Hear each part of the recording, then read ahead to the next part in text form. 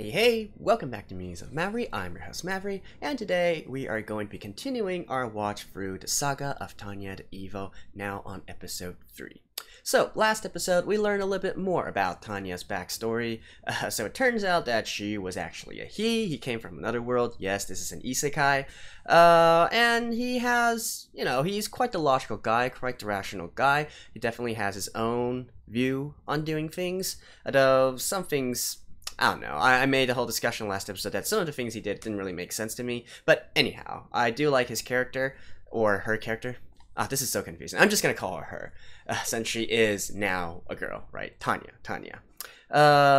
And last episode, she also got into her first engagement. She downed a lot of enemy mages. And so now she's also injured herself, and I'm assuming that the story is still going to pick off right after last episode and tell us more about how she got into the predicament that she is right now, where she's fighting on the front lines, because apparently this is not something that she wants to do. She just wants to find a way to stay in the back line where it's safe. So I don't know, how can you do that? Since you already seen combat before, I guess the only way would be to become a instructor of some sort. That's the only feasible solution I can think of. It's not likely that she's going to go into, management and whatnot. However, that also doesn't really make sense because she's only had one engagement so far. Is that enough to be an instructor? I don't know. I feel like she's not that qualified, and they would want to deploy her for more experience before considering that option. But in any case, let's just find out together within the episode. So let's begin in 3, 2, 1, play.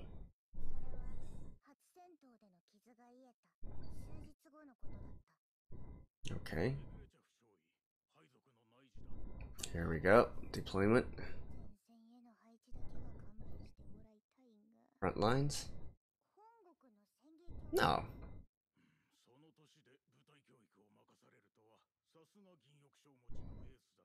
Yeah, but obviously something is going to happen to make her fight on the front lines now.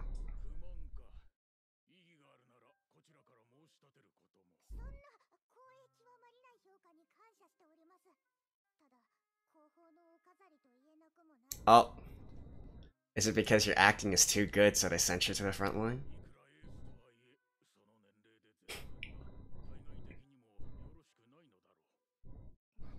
What?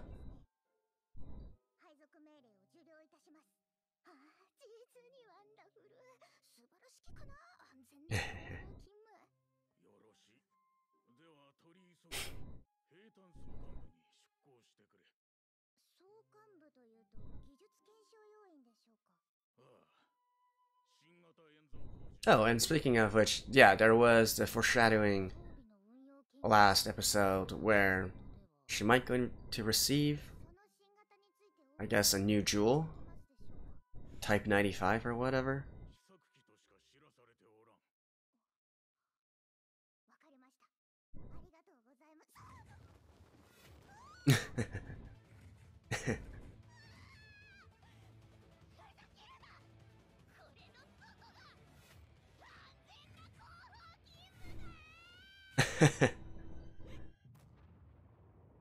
Lol.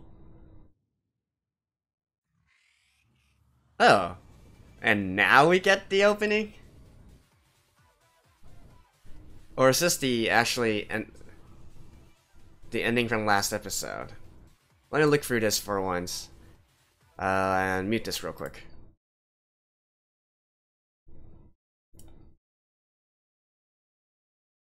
No, I think this is the ending song from last episode. So it's actually the opening.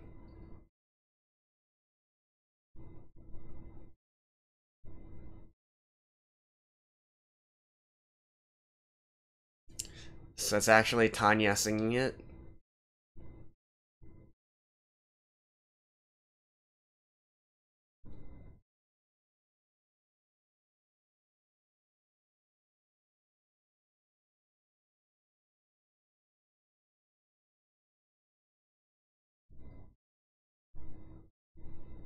Oh no, it's Smith and Roy. Never mind. Wait, so this actually isn't the song from last episode.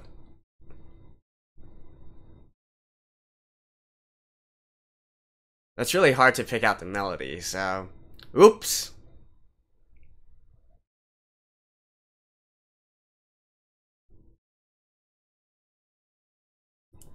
There we go.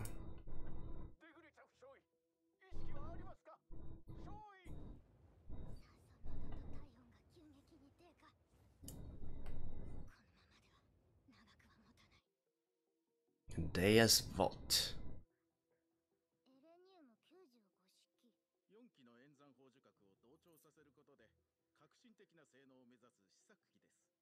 Huh.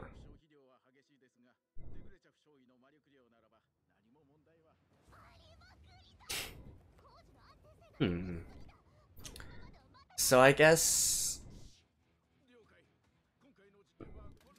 magical.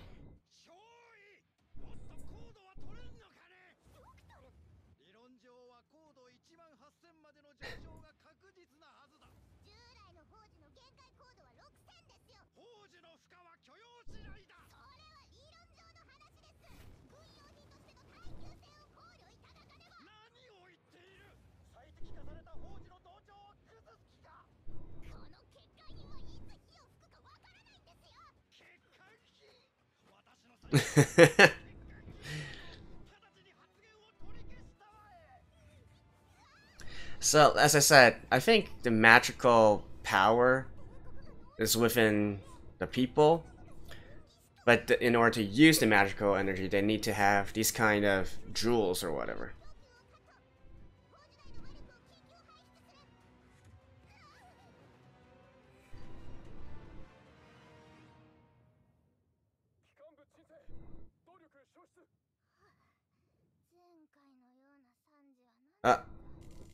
Boom.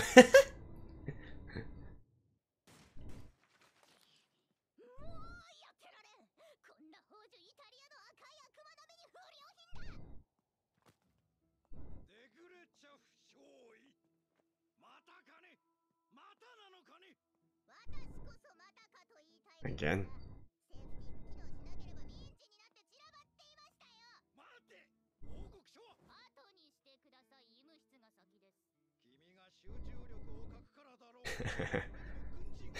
These two.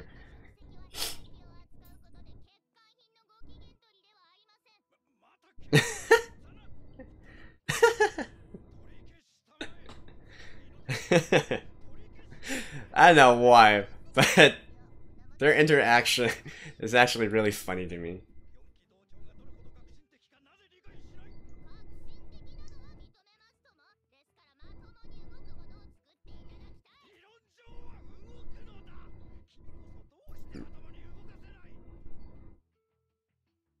Theoretically, it works.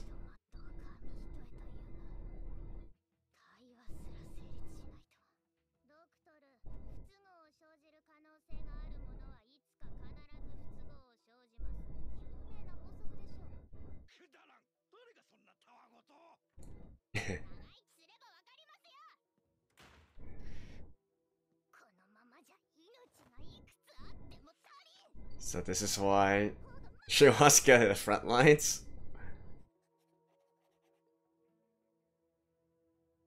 Request for transfer.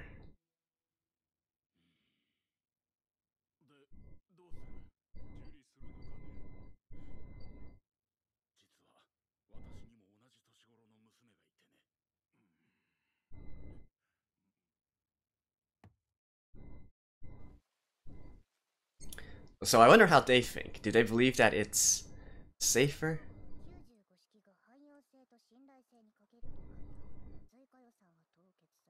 Oh, really?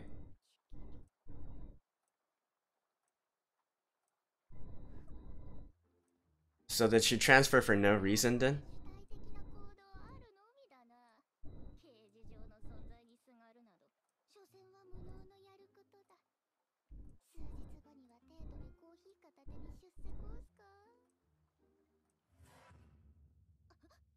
Oh? Really? Really?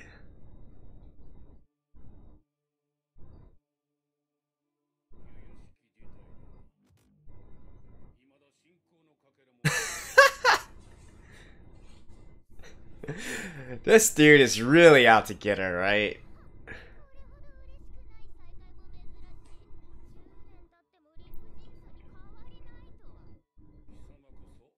Oh yeah, it has been 10 years.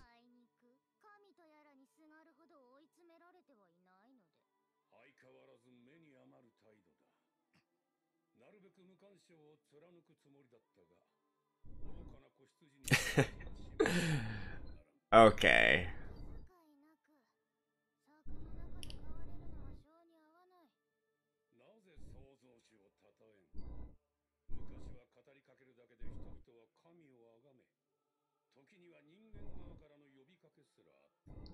Huh. So are the creators and this being X different people? I mean, different deities?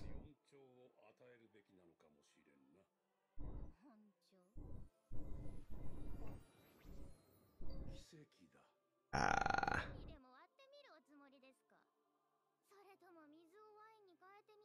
Increase her magical ability.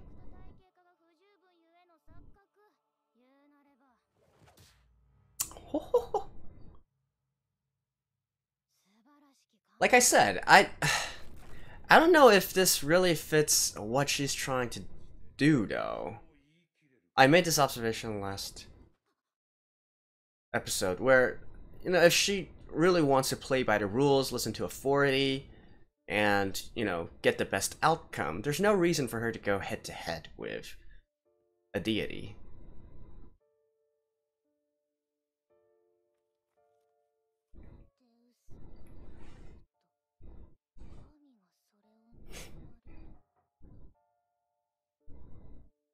What was that series that had people running around saying Deus Vult all the time?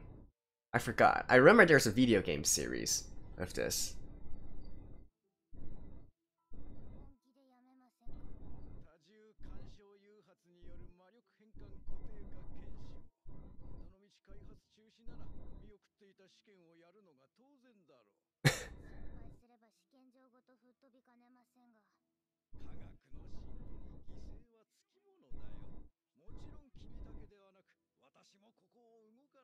Oh.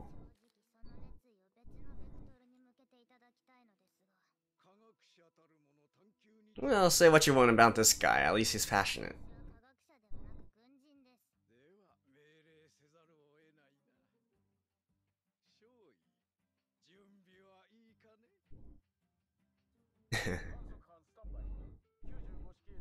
And now it's gonna work, right?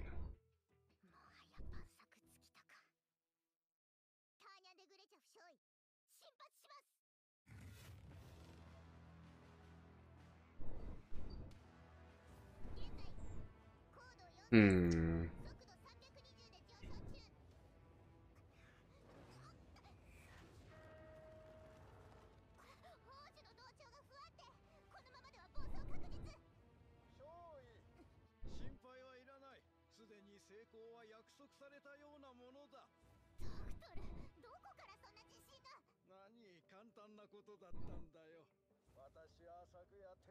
Defiant.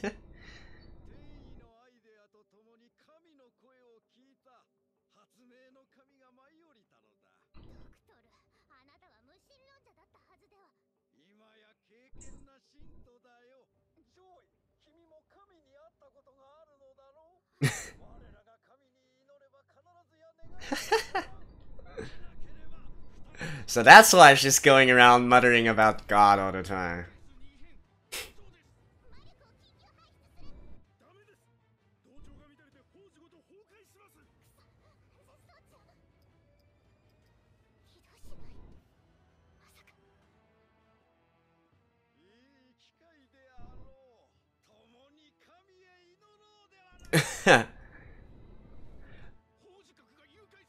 So basically just forcing her to pray to God?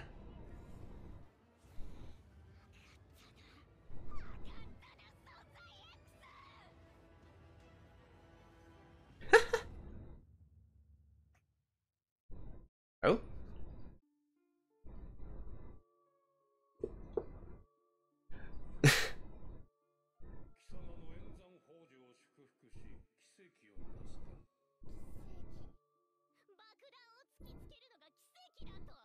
Wow. Ah. Ah.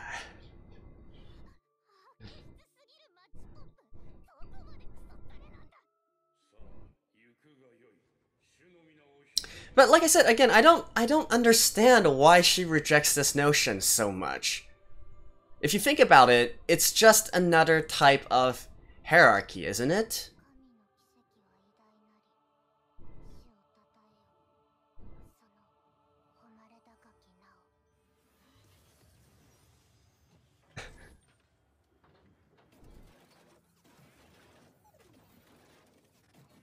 Although I guess anybody would be resentful if they were forced to do it this way. But I mean, from a character perspective, I don't understand why she's rejecting this notion that much.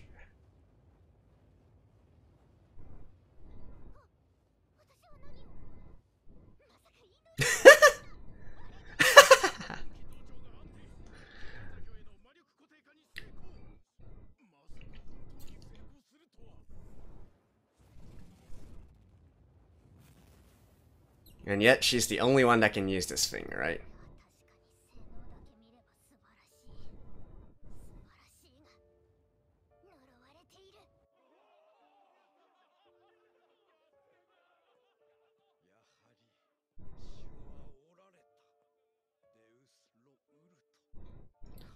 I mean, technically, it's not wrong, right? Like, whatever the definition of God, at least a sort of higher power, a deity, exists. Yeah.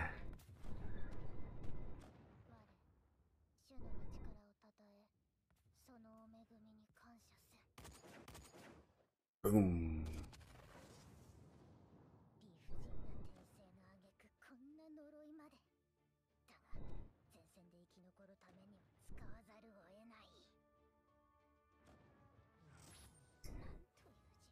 Look, Tanya, if praying actually worked on the front lines, everybody would be praying.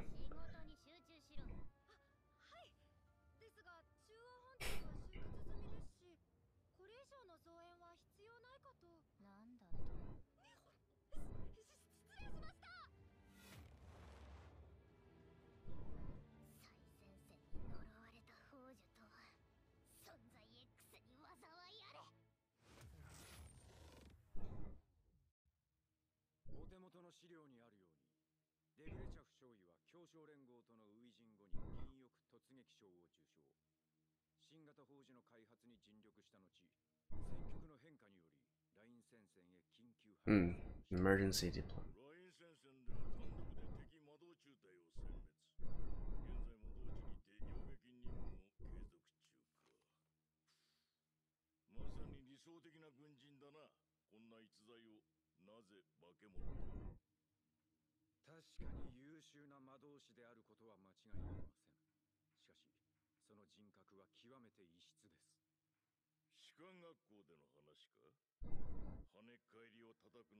Yeah, I agree. She didn't actually kill him.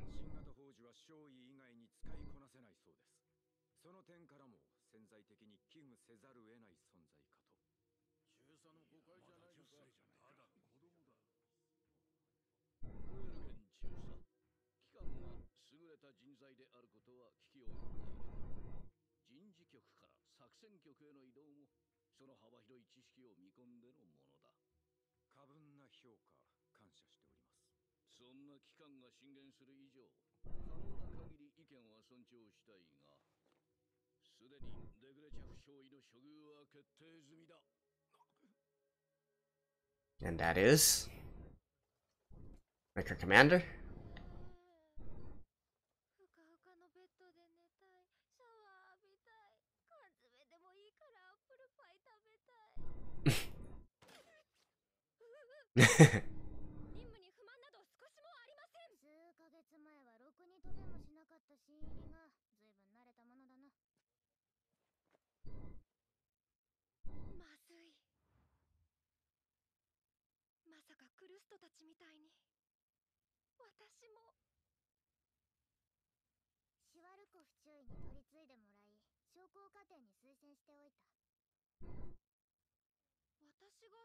Officer track?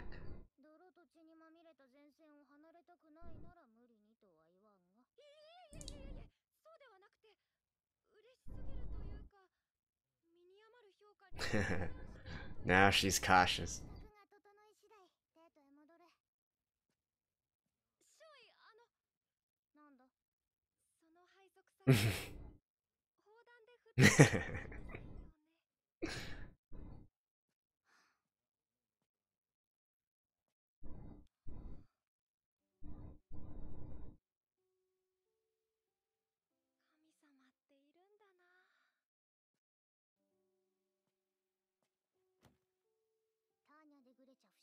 Yep, first lieutenant promotion.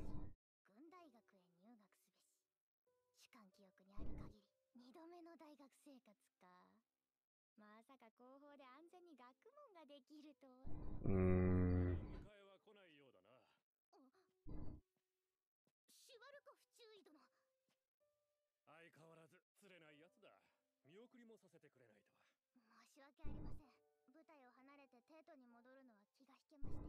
セレブリャ候補護長を将校課程に推薦したのもそれが理由か。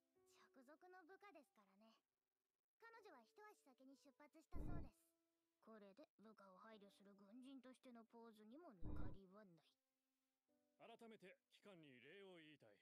その働きぶりと新型宝珠には本当に助けられた。こちらこそ注意殿には感謝しております。残念ながら You're raising all sorts of flags right now, Tanya.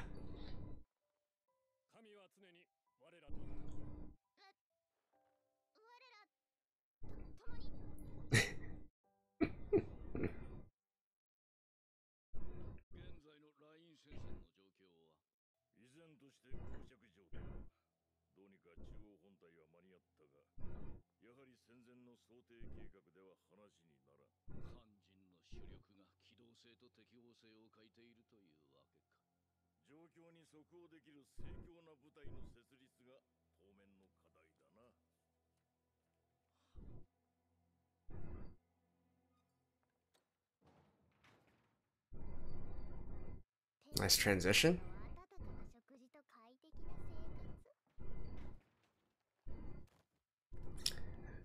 You really shouldn't be.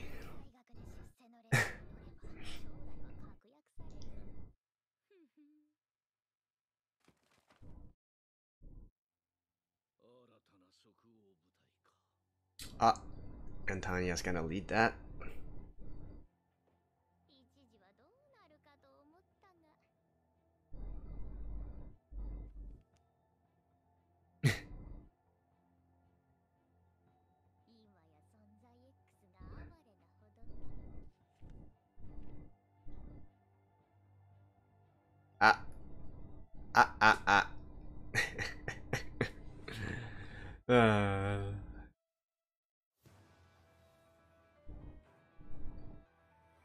Alright.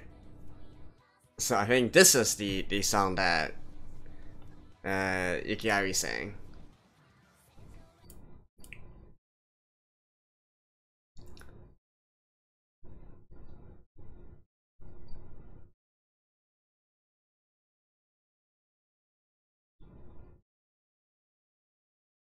Oh yeah, you can definitely hear her voice in this one.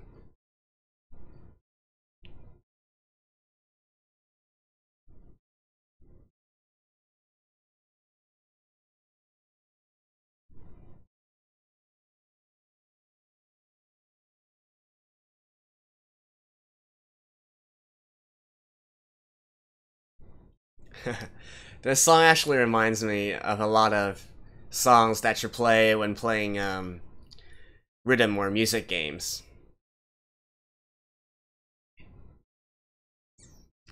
Like this would be perfect for Osu or something. Or maybe some shoot 'em ups, some shmups.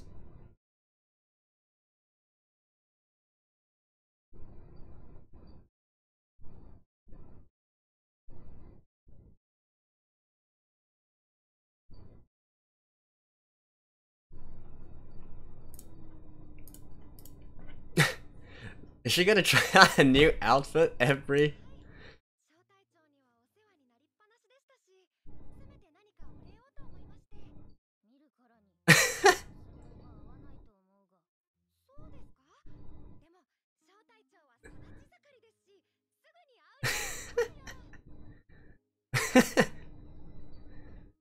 That's funny. And so there we have it, episode 3 of the Saga of Tanya the Evil. It's a fairly straightforward episode for this one. Like, it basically just goes through, you know, again, what happened to Tanya in the past and how she got into the predicament that she is right now, right? Why she is suddenly fighting on the front lines when this is really not something that she wants to do at all. So, you know, the progression is quite logical. You know, being an ace and then being transferred to sort of like a testing unit, a testing facility, and then eventually also transferring back to the front lines once an emergency happened and the entire nation is being mobilized, right? And so I'm also assuming that right now she's going to be transferring back and then probably being transferred into this new unit, which I'm going to assume is sort of like a crack elite special forces unit of some sort. At least that's what I think it will be portraying. We also learn a little bit more about, you know, that Type 95 jewel thingy, which makes her even way more powerful than others, although she was already powerful before. And I guess something to talk about there is also how the magic system in this works. It's still not quite clear yet, but so far as I can get it, it's that the humans themselves, they have the magical capacity, the fuel, if you will. But in order to actually use this magic power, they still need these catalysts, these jewels or whatnot, in order to use magic. So I guess that is the relation between humans and these magical gadgets within this universe. But actually, that's all nice and well, but like I said, there's not really that much to go on. There's not really that much information that was given. I'd like to talk a little bit more about Tanya's personality, which, you know, continuing on from last episode's discussion. Like, I don't know, she's just so puzzling to me. I can't really figure her out. First of all, don't get me wrong, I still enjoyed this episode a lot, even with this part. I thought the humor and pacing of it was great. Like, I seriously did not expect this to have that much humor in it. But anyways, as I said last episode, I just don't understand why she is holding so much resentment towards this deity, this being X, right? Because from everything that we've seen so far, she is a person that, you know, that embraces authority, embraces hierarchy. She's willing to listen to it, and she's willing to push it, her own authority as well. She believes that this is the best way in order for an organization to run, and also to gain the best for herself, which is to gain power, gain position, and live a good, easy life, right? That is her ultimate goal. She just wants to have freedom in life. So, theoretically speaking, this deity creature is, you know, he's basically at the top level, right? He's the highest power, he's the highest authority. You should be sucking up to him instead of trying to, you know, actively combat and even trying to verbally fight this deity. Like, I just don't understand that. I mean, it's one thing to maybe mutter underneath your breath or internally have some internal monologues where you don't really like this deity or whatnot, but at least, you know, in terms of outward appearance, this is the #1 person you should suck up to, right? Because by all means and purposes, this is a deity who can just kill you like that. And he can make your life miserable, or he can make your life good. And if your whole goal is to make your life good, it'd be logical that this is the person that you try to appease, isn't it? So I really don't understand why she is, you know, she is so stubborn as to not give in to this deity. Like, I mean, I guess I was thinking, like, what were the possible reasons? I guess one reason might be that because the existence of such a creature defies human logic, and so since he can't really logically and rationally figure this out, he chooses to reject the existence, or just refuse to acknowledge this kind of power within the world, because he has no understanding of it, or she has no understanding of it. I guess that's one possibility. Another one is maybe she holds a personal grudge, against this kind of thing, or maybe just because of the unpredictability, she just doesn't feel comfortable with having this kind of, with a creature or a deity having this kind of power in her life. But even so, like, even if it was the last point, it's already fact that she's here. You trying to deny it is not going to make it make this deity disappear, right? So you can only learn to live with it. And I guess in a sense, she did learn to live with it in the end. So now that she's on the battlefield, she's going to be constantly praying to God, and I guess that explains the whole situation with episode 1. But still, I still don't see why she is so resentful of this situation. Like, I feel like it's kind of important for us to try to figure her character out, because it's obviously a big part of this series. So I don't know, maybe she has some other principles that we haven't seen yet that would cause her to act this way, but at least for me, I'm stumped as to her attitude towards this being X right now. And also, speaking of which, Dea's Vault, right? So this is, I was mentioning a game in the episode. Well, I guess you can also sort of view it like that. It's very prominent in a lot of these historical games, something like Crusader Kings or whatnot. But actually, Dea's Vault should come from history. It's the rallying cry of the First Crusade, first propagated by the Pope himself. So yeah, I kind of forgot about that. And well, video games normally imitate real life, so that is that. God wills it, and as we can see here, there clearly is a god. Maybe not the benevolent god that Tanya is so fixated on, but a deity nonetheless. So once you already know that a deity exists here and that it has actual direct interference with your life, you should probably get to praying. That is what I'm saying. And also, speaking of which, so the ending of the episode, right? See, Tanya is definitely someone I feel gloats a little bit too much. Like, she should definitely not be counting her chickens before they hatch. Like, by the end of the episode, she was raising so many flags, you could totally see where this thing was going. So, like I said, she's probably going to be either a part of or maybe even commanding this new Special Forces unit, which will generally have the most dangerous, the hardest, and the most lethal jobs. So, I'm sorry, but probably she's not going to be living a good life in the capital. Although that will make things, her being in this new unit will probably make things much more interesting for us.